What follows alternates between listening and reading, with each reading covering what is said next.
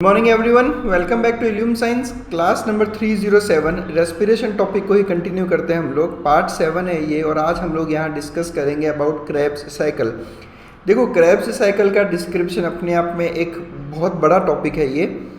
इसमें हम एनसीईआरटी का भी पूरा कवर करेंगे, ठीक है। कि कंप्लीट एटीपी जो फॉर्म होता है वो सब कुछ डिटेल हम लोग यहाँ स्टडी करेंगे, इसलिए मैंने इसको 2 पार्ट में डिवाइड कर दिया है। आपसे रिक्वेस्ट है कि इस वीडियो को देखने से पहले मेरा ग्लाइकोलाइसिस, लिंक रिएक्शन और एक मैंने वीडियो बनाया है जिसमें मैंने NADH और FADH के बारे में आपको एक्सप्लेन किया है। तो ये वीडियो देखने से पहले एक बार आप ये तीनों वीडियोस देखो, तब आपको ये वीडियो और अच्छे से और बेहतर तरीके से समझ में आएगा। उन तीनों वीडियोस का लिंक ऊपर आई बटन में मिल जाएगा आपको, तो आप वहाँ से इनको देख सकते हो। देखो, ये स्लाइड हमने ऑलरेडी पिछले वीडियो में, जिसमें लिंक रिएक्शन वाले वीडियो में हमने ये डिस्कस की थी। तो मैं हल्का सा अब आपको एक समराइज कर दूं कि देखो, जब ग्लूकोज का रेस्पिरेशन होता है तो in the very first step glucose is converted into 2 molecules of pyruvic acid. The reaction is called as glycolysis, और ये साइटोप्लाज्म में होता है। उसके बाद में पायरुविक एसिड का फेट क्या होगा, वो डिपेंड करता है कि ऑक्सीजन है या नहीं है। अगर ऑक्सीजन प्रेजेंट होती है तो ये पायरुविक एसिड लिंक रिएक्शन के थ्रू एसिटाइल कोएंजाइम ए का फॉर्मेशन करती है। बाद में ये एसिटाइल कोएंजाइम ए आगे चलकर क्रेब्स साइकिल में एंटर करेगा। लिंक रिएक्शन और माइटोकॉन्ड्रियल और क्रेब्स साइकिल, ये दोनों ही माइटोकॉन्ड्रिया के मैट्रिक्स में होती है। ये आपको ध्यान रखना है। ये जो माइटोकॉन्ड्रिया है, ये इसकी आउटर मेम्ब्रेन, ये इसकी इनर मेम्ब्रेन, और इनर मेम्ब्रेन के अंदर ये जो ग्राउंड सब्सटेंस है, इसको कहा जाता है माइटोकॉन्ड्रियल मैट्रिक्स। इसी में लिंक रिएक्शन भी होगा और क्रेब्स साइकिल भी होता है। क्रेब्स साइकिल का जो डिस्क्रिप्शन है वो कंप्लीट दिया था एक साइंटिस्ट हेंस क्रेब्स ने, इसलिए इस साइकिल का नाम क्रेब्स साइकिल रखा गया है। इसके और भी नाम है जिस पे भी मैं थोड़ी देर में आऊँगा। क्रेब साइकिल शुरू करने से पहले क्रेब साइकिल का जो मेन बेसिक है वो मैं आपको यहाँ पर थोड़ा सा समझाना चाहता हूँ। ये बेसिक अगर आपको समझ में आ गया तो फिर क्रेब साइकिल आपके लिए बहुत ही आसान है। देखो, क्रेब साइकिल करवाने के पीछे जो मेन मकसद है वो मेन मकसद है एटीपी का फॉर्मेशन। और ये कैसे होगा? ये कुछ ऐसे होगा कि देखो, क्या होता है कि क्रेब साइकिल में हम लोग एक सबस्ट्रेट का करते हैं ऑक्सीडेशन, ठीक है, तो बनेगा प्रोडक्ट। अब जब सबस्ट्रेट का ऑक्सीडेशन से प्रोडक्ट बनेगा, ऑक्सीडेशन सबस्ट्रेट को हुआ, इसका मतलब क्या हुआ कि सबस्ट्रेट इलेक्ट्रॉन और हाइड्रोजन लूज करेगा। यही होता है ऑक्सीडेशन का मतलब, loss of electron and loss of hydrogen is oxidation. तो सबस्ट्रेट ऑक्सीडाइज होगा, यानी इलेक्ट्रॉन और हाइड्रोजन लूज करेगा। ये इलेक्ट्रॉन और हाइड्रोजन एक कोएंजाइम एक्सेप्ट करेगा। एक कोएंजाइम इन इलेक्ट्रॉन और प्रोटॉन्स को एक्सेप्ट करेगा, और जब कोएंजाइम हाइड्रोजन और इलेक्ट्रॉन को एक्सेप्ट करेगा तो वी नो कि this reaction is called as reduction. तो कोएंजाइम का क्या हो जाएगा? रिडक्शन, और कोएंजाइम रिड्यूस हो जाएगा। कुल मिलाकर हम क्रेब साइकिल में यही करने वाले हैं। क्या करने वाले हैं? सबस्ट्रेट को ऑक्सीडाइज करके प्रोडक्ट बनाएंगे, और सबस्ट्रेट के ऑक्सीडेशन से कोएंजाइम का रिडक्शन होगा। कोएंजाइम का रिडक्शन होगा। अब सवाल ये है कि सर, क्रेब साइकिल में आप कौन से कोएंजाइम्स की बात कर रहे हो? तो बेसिकली NAD+ और FAD, यही जो है वो कोएंजाइम्स है जिनका रिडक्शन होगा। जब NAD+ का रिडक्शन होगा तो हमें मालूम है कि NADH2 का फॉर्मेशन होगा, और जब FAD+ का रिडक्शन होगा तो FADH2 का फॉर्मेशन होता है। तो बेसिकली हम क्रेब साइकिल में ये बनाना चाहते हैं, ये रिड्यूस्ड कोएंजाइम्स बनाना चाहते हैं क्रेब साइकिल में। और क्रेब साइकिल में करीब करीब हर मेजर स्टेप पर इन्हीं कोएंजाइम्स का रिडक्शन होता है। बट हम ये कोएंजाइम्स का रिडक्शन क्यों करवा रहे हैं?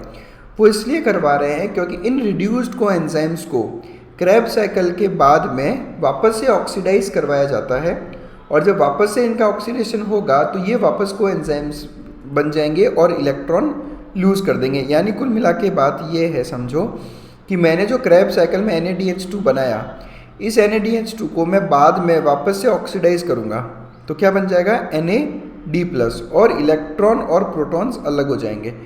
अब इन इलेक्ट्रॉन्स को, ये जितने भी इलेक्ट्रॉन्स यहाँ पर बन रहे हैं, ये जितने भी इलेक्ट्रॉन्स यहाँ पर रिलीज हो रहे हैं, इनफैक्ट ये सब इलेक्ट्रॉन्स को मैं लेके जाता हूँ इलेक्ट्रॉन ट्रांसपोर्ट चेन में, और वहाँ पर जाकर मैं बनाता हूँ एटीपी, और इस प्रोसेस को हम क्या कहते हैं, ऑक्सीडेटिव फॉस्फोराइलेशन।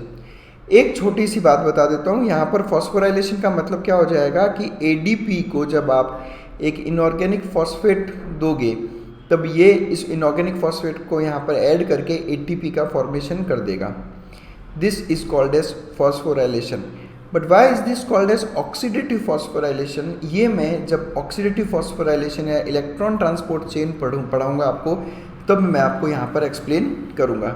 यानी इन शॉर्ट में ये कह रहा हूँ कि हम क्रेब्स साइकिल के अंदर मेनली NADH2 और FADH2 का फॉर्मेशन करते हैं, ताकि इनको बाद में ऑक्सीडाइज करके मैं ऑक्सीडेटिव फॉस्फोराइलेशन करवाकर ATP का प्रोडक्शन कर सकूं। यानी क्रेब साइकिल में डायरेक्ट जो ATP बन रहे हैं वो कम ही बनते हैं, बट जो इनडायरेक्ट ATP, जो ऑक्सीडेटिव फॉस्फोराइलेशन से जो ATP बनेंगे वो ज़्यादा बनेंगे, और ये सब इन्हीं कोएंजाइम्स के रिडक्शन की वजह से होगा। अब आपको अगर याद हो तो आपने फोटोसिंथेसिस में भी इस तरह का फॉस्फोराइलेशन करवाया था लाइट रिएक्शन में। ऊपर आई बटन में जाओ, आपको वहाँ पर लिंक मिल जाएगा मेरे उन फोटोसिंथेसिस के वीडियोस का, आप वहाँ से वो सब वीडियोस देख सकते हो। वहाँ पे आपको फॉस्फोराइलेशन से रिलेटेड काफ़ी कंसेप्ट्स मैंने वहाँ पर एक्सप्लेन किए हैं, तो आपको और आसान वहाँ पर हो जाएगा। फिलहाल मैं फोकस करूँगा क्रेब साइकिल के ऊपर, ठीक है। Krebs cycle in a nutshell, यानी समराइज करके मैं आपको पहले बताना चाहता हूँ, ताकि हम इसको बाद में जब डिटेल में पढ़ें तो अपने लिए आसान हो जाए। देखो, लिंक रिएक्शन का फाइनल प्रोडक्ट क्या था, एसिटाइल कोएंजाइम ए। एसिटाइल जैसा कि नाम बता रहा है 2 कार्बन का मॉलिक्यूल होता है एसिटाइल, तो ये 2 कार्बन का एसिटाइल और इसके साथ में जुड़ा हुआ है कोएंजाइम ए। अब अगर आप कोएंजाइम ए क्या है, कैसे काम करता है, उसकी स्टडी करनी है तो आप लिंक रिएक्शन वाला वीडियो देखो, उसमें मैंने आपको कोएंजाइम के बारे में भी सब कुछ बता रखा है। तो शुरुआत होगी एसिटाइल कोएंजाइम ए के साथ में, और सबसे पहली रिएक्शन में ये एसिटाइल कोएंजाइम ए रिएक्शन करेगा ऑक्जेलो एसिटिक एसिड यानी OAA। अब अगर आपने C4 साइकिल जो फोटोसिंथेसिस में होती है उसको अच्छे से स्टडी किया है तो आपको पता होगा कि C4 साइकिल को C4 इसलिए कहते हैं क्योंकि उसका जो सबसे पहला प्रोडक्ट है वो 4 कार्बन का बना होता है, और वो पहला प्रोडक्ट का नाम है ऑक्जेलो एसिटिक एसिड। तो कोई बड़ी बात नहीं है ये याद करना कि ये जो ऑक्जेलो एसिटिक एसिड है उसमें 4 कार्बन होता है। आसान है, C4 साइकिल में पढ़ा है हमने ऑक्जेलो एसिटिक एसिड के बारे में। तो क्रेब साइकिल के सबसे पहले स्टेप में एसिटाइल कोएंजाइम ए रिएक्ट करता है 4 कार्बन के ऑक्जेलो एसिटिक एसिड के साथ में। इस रिएक्शन में कोएंजाइम ए जो है वो रिलीज़ हो जाएगा। ये रिलीज़ होने के बाद में ये जो कार्बन है यहाँ पर जो रिएक्टिव कार्बन होगा वो ऑक्जेलो एसिटिक एसिड के साथ में बाइंड हो जाएगा और बन जाएगा सिट्रिक एसिड। अब ये सिट्रिक एसिड का स्ट्रक्चर है। तो क्या हुआ कि शुरुआत की हमने 2 कार्बन मॉलिक्यूल के साथ में, उसको रिएक्ट करवाया एक 4 कार्बन मॉलिक्यूल के साथ में, और रिजल्टेंट बना एक 6 कार्बन का मॉलिक्यूल सिट्रिक एसिड या सिट्रेट। अब सिट्रिक एसिड जो मॉलिक्यूल है उसका जो केमिकल स्ट्रक्चर है उसमें देखना आप 6 कार्बन है टोटल, और जो 3 कार्बन है इन तीनों कार्बन पे एक कार्बोक्सिलिक एसिड अटैच्ड है और सेकंड वाले कार्बन पे हाइड्रोक्सिल ग्रुप जुड़ा है। ये देखना अच्छे से स्ट्रक्चर। मैं आपको वापस बता दूं, मैंने यहाँ पर केमिकल स्ट्रक्चर्स आपको केवल इसलिए बता रहा हूँ ताकि आपको ये केमिकल रिएक्शंस जो है आसान लगे। डायरेक्ट बताऊँगा तो थोड़ा रटना मुश्किल हो जाता है, चीज़ें समझ में नहीं आती। केमिकल स्ट्रक्चर्स आपको याद नहीं करने, केवल थोड़ा सा अगर इनका हिंट रखोगे तो चीज़ें आपके दिमाग में ईजीली जो है बैठ जाएगी। तो सेकेंड कार्बन पे एक हाइड्रोक्सिल ग्रुप, बाकी मेन 3 कार्बन पे एक COOH ग्रुप है। यानी आप ये कह सकते हो कि सर सिट्रिक एसिड एक ऐसा मॉलिक्यूल है जिसमें 3 कार्बोक्सिलिक एसिड के ग्रुप है, इसलिए सिट्रिक एसिड को आप एक ट्राई कार्बोक्सिलिक एसिड कहते हो क्योंकि इसमें 3 कार्बोक्सिलिक एसिड के ग्रुप होते हैं। और यही रीज़न है कि क्रेब साइकिल का एक और नाम है TCA साइकिल यानी ट्राई कार्बोक्सिलिक एसिड साइकिल या फिर सिट्रिक एसिड साइकिल, क्योंकि इस साइकिल का जो सबसे पहला प्रोडक्ट है वो है सिट्रिक एसिड जो कि एक 3 कार्बोक्सिलिक ग्रुप वाला एसिड है, इसलिए इसका नाम TCA साइकिल या सिट्रिक एसिड साइकिल भी मेंशन किया हुआ है। चलिए फिर अब हम लोग यहाँ पर सिट्रिक एसिड साइकिल की शुरुआत करते हैं। देखो मैंने एक बारी को ये साइकिल आपको थोड़ा एनसीईआरटी के हाई लेवल से एक बार मैं आपको ये सब कुछ बताऊंगा। इसके सेकंड पार्ट वाले वीडियो में मैं आपको जो एनसीईआरटी ने जो मेंशन कर रखा है वो भी मैं आपको सब कुछ एक्सप्लेन कर दूंगा। बट आप एक बार इसको थोड़ा डिटेल में स्टडी करें, इससे आपके थोड़े कंसेप्ट क्लियर हो जाएंगे, क्योंकि कई बार जो कंसेप्चुअल क्वेश्चंस होते हैं वो उस शॉर्टकट वाली साइकिल से हम क्लियर नहीं कर पाते। तो यहाँ पर आप अच्छे से सिट्रिक एसिड साइकिल पहले समझिएगा। शुरुआत कर रहा हूँ मैं। सबसे पहला मॉलिक्यूल एसिटाइल कोएंजाइम ए। ये एसिटाइल कोएंजाइम ए कहाँ से आया? तो ग्लूकोज ग्लाइकोलाइसिस करके बनाता है पायरुविक एसिड। पायरुविक एसिड का लिंक रिएक्शन होता है और बनता है दो मॉलिक्यूल्स एसिटाइल कोएंजाइम ए के। मैं यहाँ पर केवल आपको एक क्रेब साइकिल स्टडी करवा रहा हूँ, यानी एक एसिटाइल कोएंजाइम ए से लूँगा।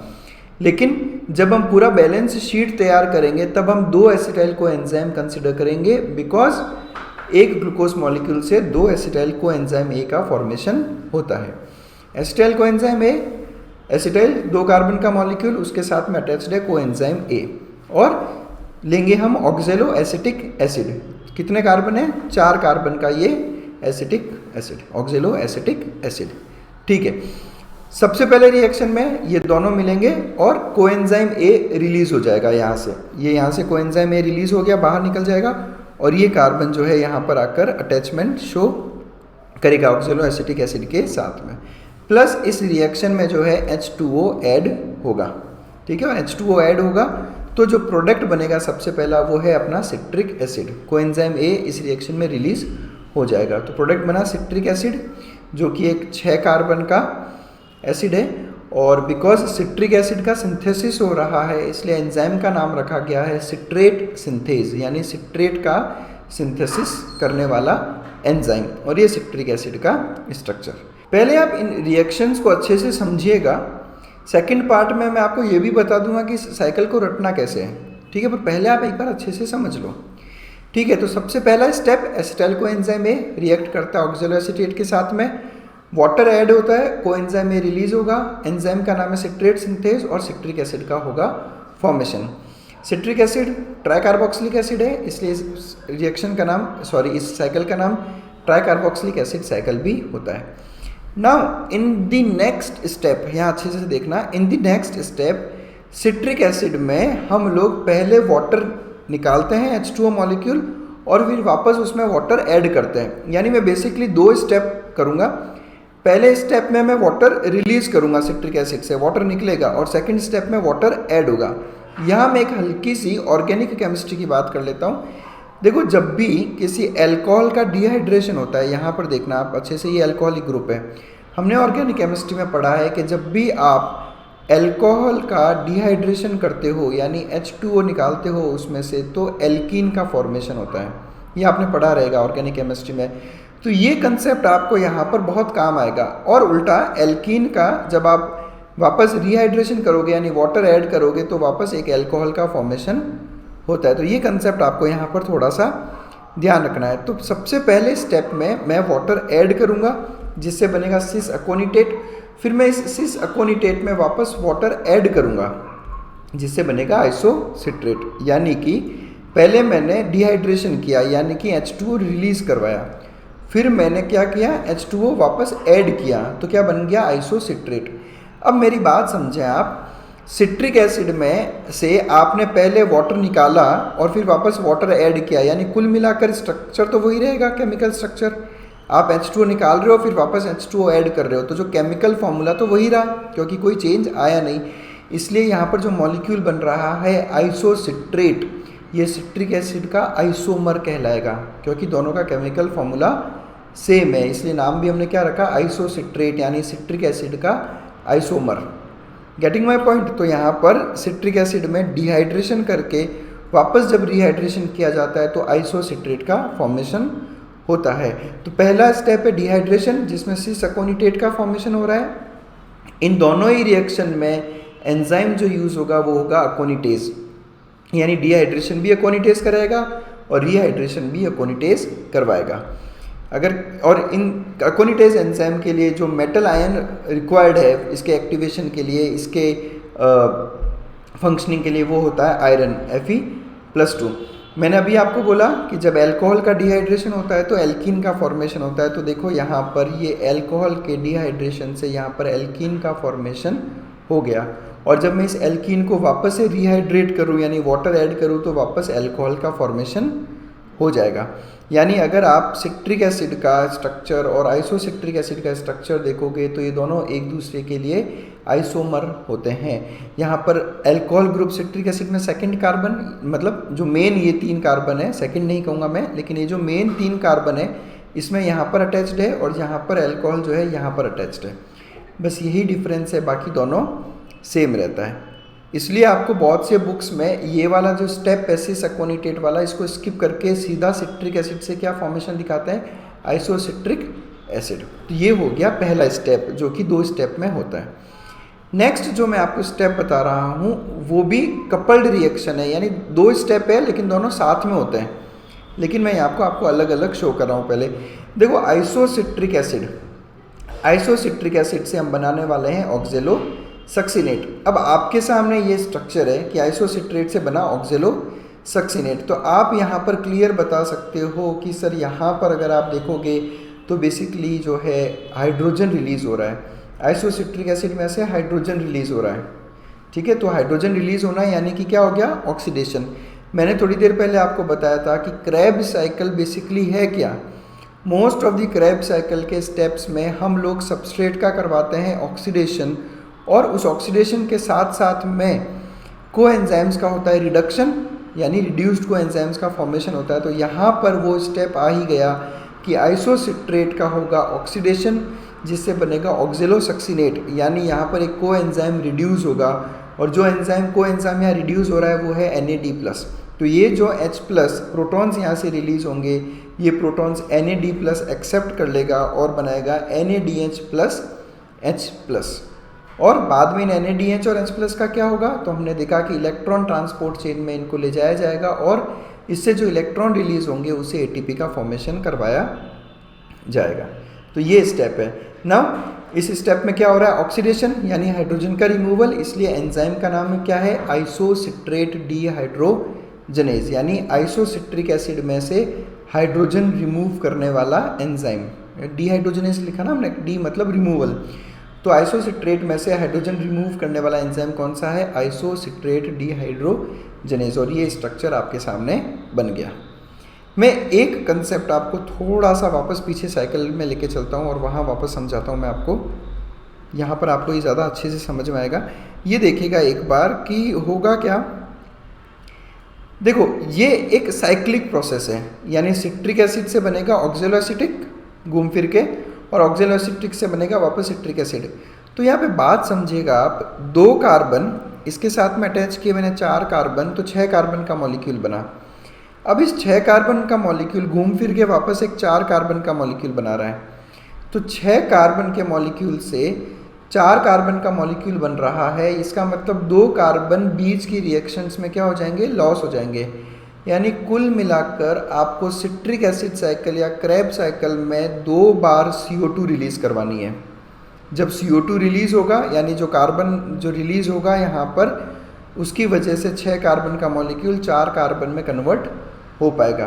तो सिट्रिक एसिड साइकिल में कितनी बार डीकार्बोक्सिलेशन होता है, केवल 2 बार। और ये 2 स्टेप कौन से हैं वो याद रखना ज़रूरी है।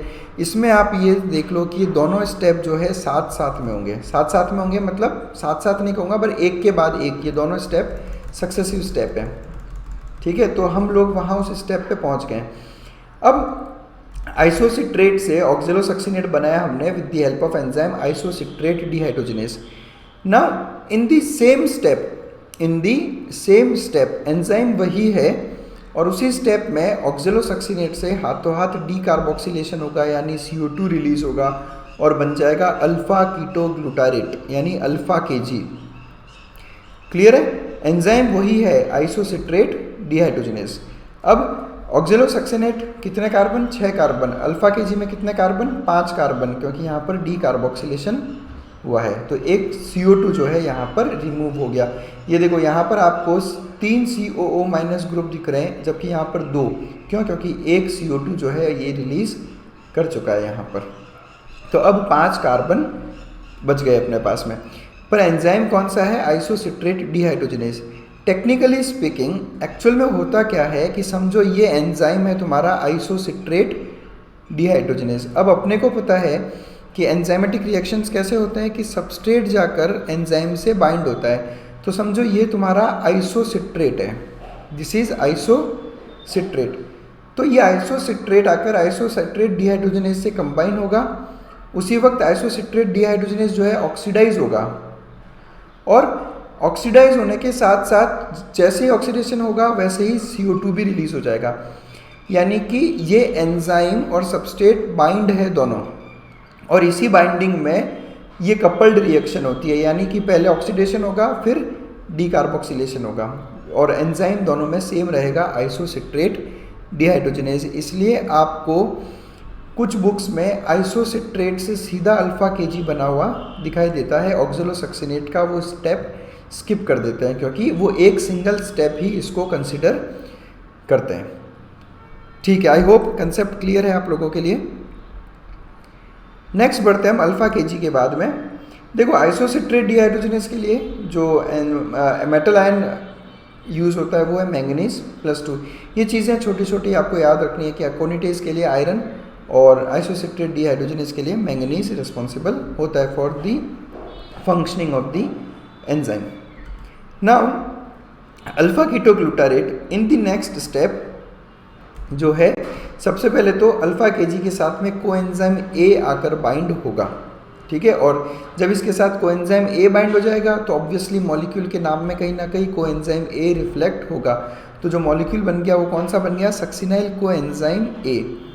अब आप ध्यान रखो कि कोएंजाइम जो कि एक तरह का अपने, जो मैं कहता हूँ ना कि रेस्पिरेशन में बहुत सारे कोएंजाइम्स रोल प्ले करते हैं, जैसे NAD कोएंजाइम है, कोएंजाइम A एक कोएंजाइम है, FAD एक कोएंजाइम है। तो ये सारे कोएंजाइम्स इसमें रोल प्ले करते हैं सब के सब।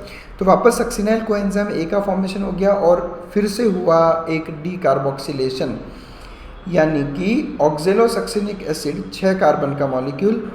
पहले डीकार्बोक्सिलेशन के बाद बना अल्फा KG, तो 5 कार्बन का मॉलिक्यूल। फिर एक और CO2 रिलीज हुआ तो बन गया 4 कार्बन का मॉलिक्यूल। तो मैंने आपको याद करने का कैसा बताया था कि जो डीकार्बोक्सिलेशन केवल 2 बार होगा और ये दोनों स्टेप सक्सेसिव स्टेप है, यानी एक के बाद एक हो जाते हैं। ठीक है, तो ऑक्सैलोसक्सिनेट से जब अल्फा KG बनेगा तो पहला डीकार्बोक्सिलेशन, बाद में अल्फा KG से जब सक्सिनाइल कोएंजाइम बनेगा तो दूसरा डीकार्बोक्सिलेशन। तो ये स्ट्रक्चर है आपका सक्सिनाइल कोएंजाइम A, और ये आपका देखो कोएंजाइम A जो हमने स्टडी किया था लिंक रिएक्शन में। हमने उस वक्त भी देखा था कि कोएंजाइम A में जो रिएक्टिव पार्ट होता है वो होता है उसका सल्फर वाला पार्ट। तो यहाँ पर सल्फर इसमें प्रेजेंट है जो कि इस कार्बन के साथ में आकर बाइंड हो गया।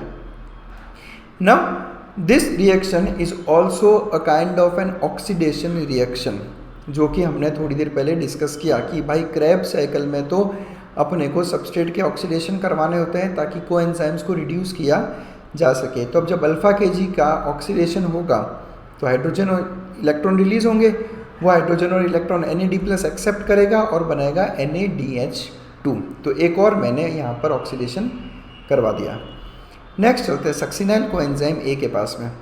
नाउ रिमेंबर अल्फा KG से जो सक्सिनाइल कोएंजाइम A का फॉर्मेशन हो रहा है उसके लिए the enzyme responsible is alpha KG dehydrogenase complex.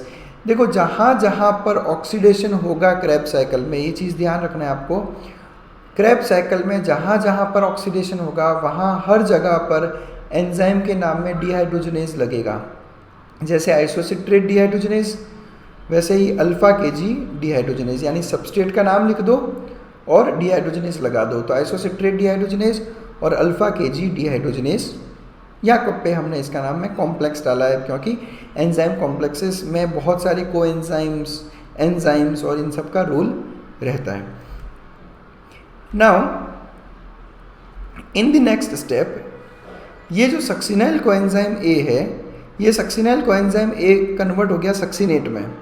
यानी एक बात तो यहाँ पे क्लियर हो गई कि सर कोएंजाइम A रिलीज हो जाएगा यहाँ पर, है ना, इसलिए इस प्रोडक्ट में कोएंजाइम A नहीं है। तो एक तो यहाँ पर कोएंजाइम A रिलीज करवा देंगे और क्या बन जाएगा सक्सिनेट। देखो succinyl coenzyme A already 4 carbon का हो चुका है ऑक्सैलो एसिटिक एसिड भी क्या है, 4 कार्बन का, यानी अब आगे कहीं पे भी आपको डीकार्बोक्सिलेशन देखने को नहीं मिलेगा। नाउ दिस इज सक्सिनेट, इसमें कोएंजाइम ए रिलीज होगा and it is the only reaction जहाँ पर एडीपी इनऑर्गेनिक फॉस्फेट के साथ बाइंड होकर एटीपी का फॉर्मेशन करेगा and this is an example of a substrate level phosphorylation. ना what is a substrate level phosphorylation, इसके बारे में एक अलग ही वीडियो में मैं डिस्कशन करना चाहूँगा, बिकॉज रेस्पिरेशन में चाहे क्रैब साइकिल में ये इकलौता स्टेप है जहाँ पर सबस्ट्रेट लेवल फॉस्फोराइलेशन हो रहा है, बट रेस्पिरेशन में और भी जगह पे सबस्ट्रेट लेवल फॉस्फोराइलेशन होता है। अगर आपको पता है कि रेस्पिरेशन में और सबस्ट्रेट लेवल फॉस्फोराइलेशन कहाँ होता है तो कमेंट सेक्शन में आकर आप ज़रूर हमें बताएं।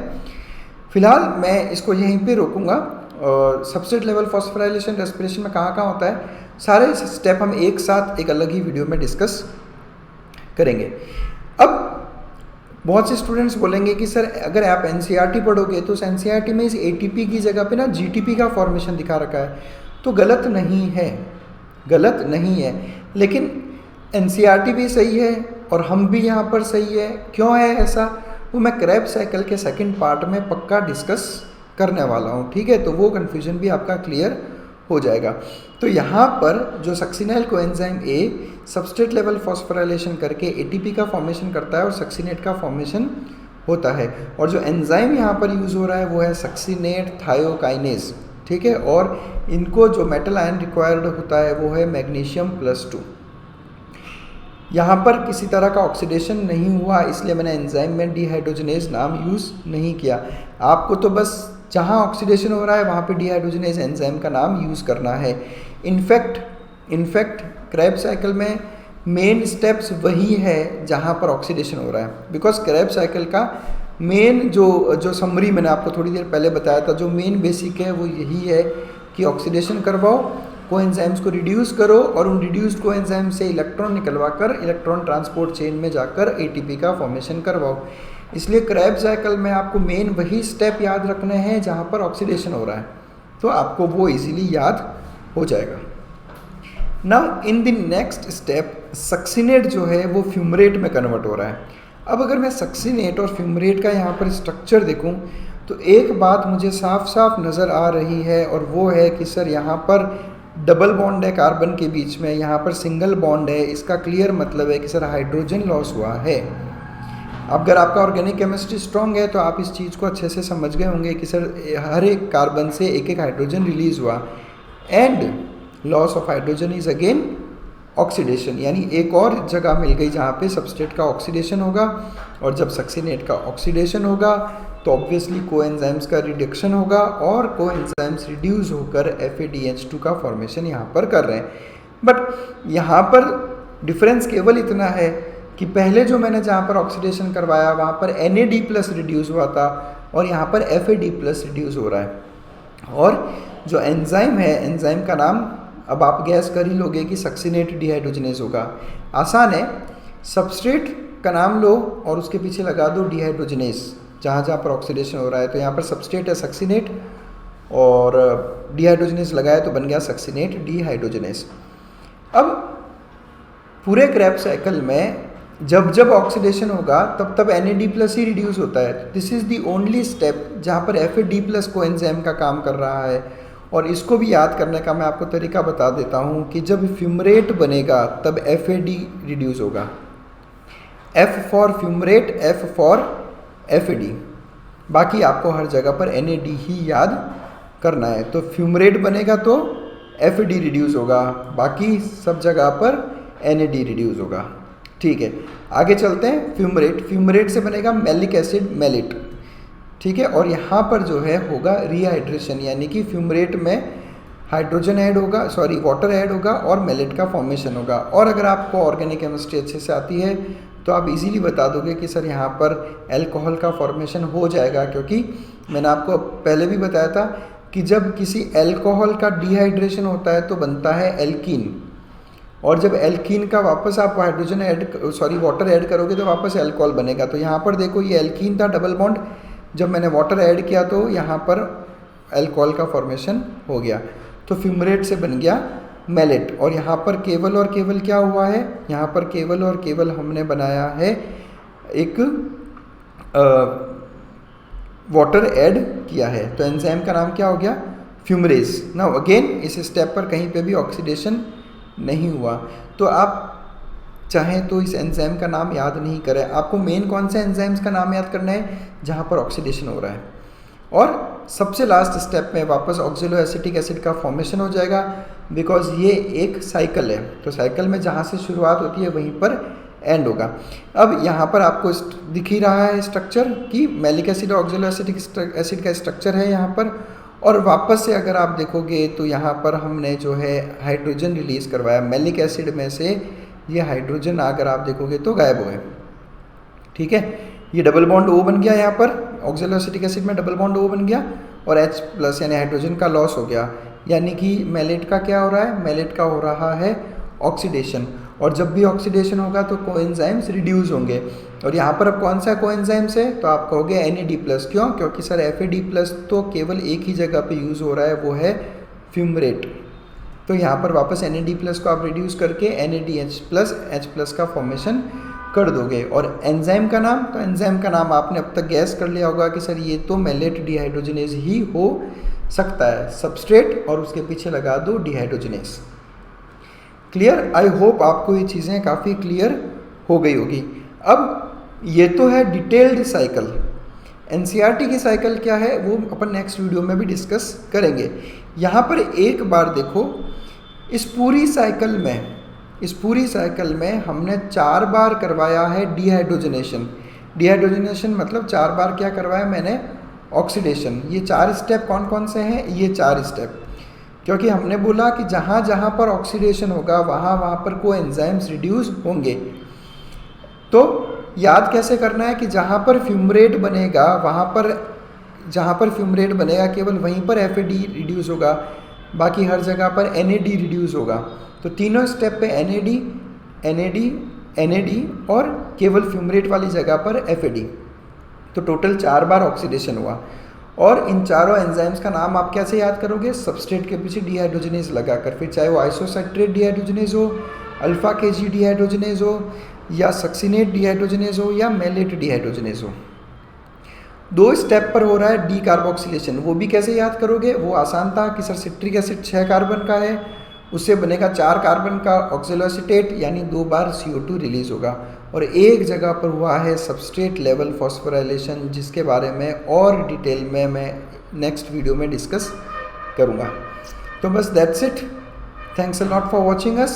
Stay connected with us for more such interesting videos. Second part में crab cycle according to NCERT पढ़ेंगे और उसके साथ साथ में क्रैब साइकिल से एसोसिएटेड बाकी सारे कंसेप्ट्स भी हम यहाँ पर स्टडी करेंगे। Thanks a lot for staying with us. Stay connected with us.